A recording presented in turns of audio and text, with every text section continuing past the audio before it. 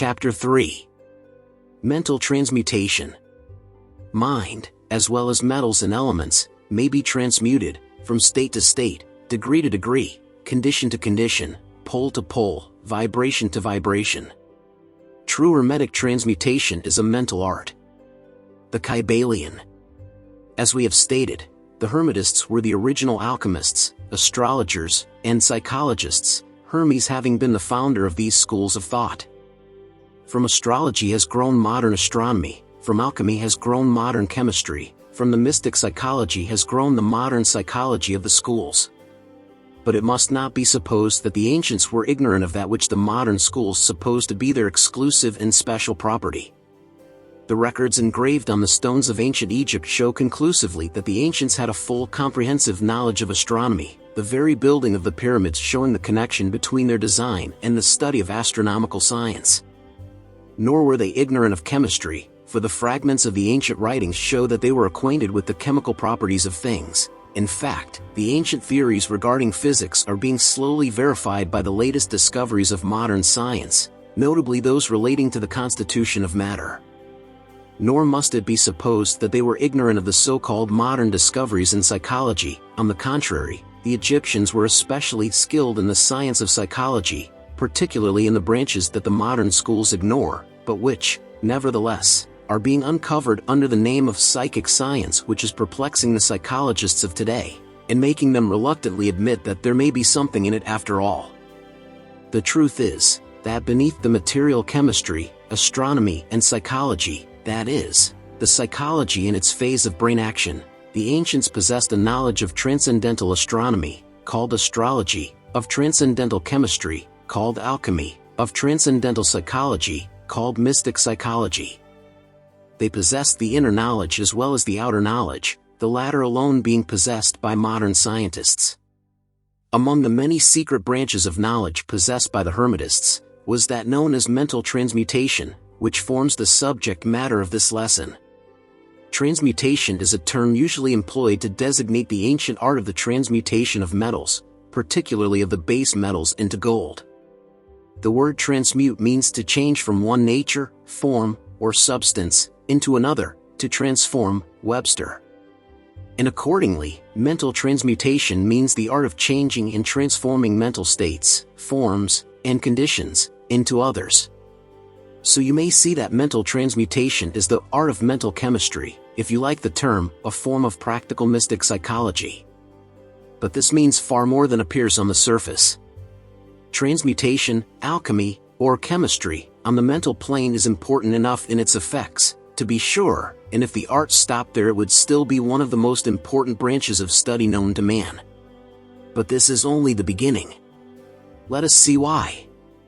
The first of the 7 Hermetic principles is the principle of mentalism, the axiom of which is the all is mind, the universe is mental, which means that the underlying reality of the universe is mind, and the universe itself is mental, that is, existing in the mind of the all. We shall consider this principle in succeeding lessons, but let us see the effect of the principle if it be assumed to be true. If the universal is mental in its nature, then mental transmutation must be the art of changing the conditions of the universe, along the lines of matter, force, and mind.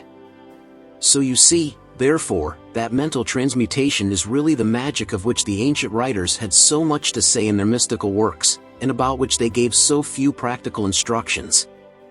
If all be mental, then the art which enables one to transmute mental conditions must render the master the controller of material conditions as well as those ordinarily called mental. As a matter of fact, none but advanced mental alchemists have been able to attain the degree of power necessary to control the grosser physical conditions, such as the control of the elements of nature, the production or cessation of tempests, the production and cessation of earthquakes and other great physical phenomena. But that such men have existed, and do exist today, is a matter of earnest belief to all advanced occultists of all schools. That the masters exist, and have these powers, the best teachers assure their students, having had experiences which justify them in such belief and statements. These masters do not make public exhibitions of their powers, but seek seclusion from the crowds of men, in order to better work their way along the path of attainment. We mention their existence, at this point, merely to call your attention to the fact that their power is entirely mental, and operates along the lines of the higher mental transmutation, under the Hermetic principle of mentalism. The universe is mental, the Kybalion. But students and Hermetists of lesser degree than masters, the initiates and teachers, are able to freely work along the mental plane, in mental transmutation. In fact, all that we call psychic phenomena, mental influence, mental science, new thought phenomena, etc., operates along the same general lines, for there is but one principle involved, no matter by what name the phenomena be called.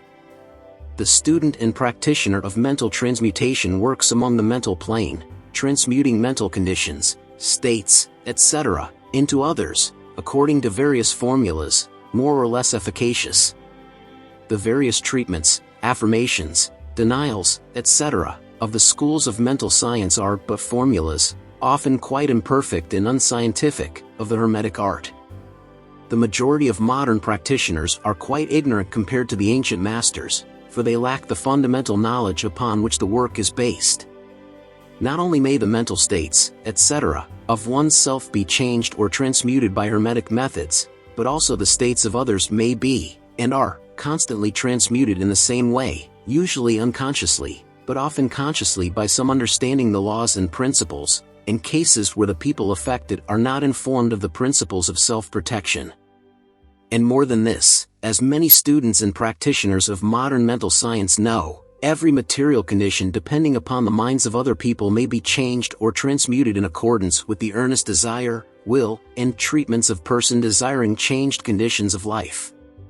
The public are so generally informed regarding these things at present, that we do not deem it necessary to mention the same at length, our purpose at this point being merely to show the Hermetic principle and art underlying all of these various forms of practice, good and evil, for the force can be used in opposite directions according to the Hermetic principles of polarity. In this little book we shall state the basic principles of mental transmutation, that all who read may grasp the underlying principles, and thus possess the master key that will unlock the many doors of the principle of polarity. We shall now proceed to a consideration of the first of the Hermetic 7 principles, the principle of mentalism, in which is explained the truth that the all is mind, the universe is mental, in the words of the Kybalion. We ask the close attention and careful study of this great principle on the part of our students, for it is really the basic principle of the whole Hermetic philosophy, and of the Hermetic art of mental transmutation.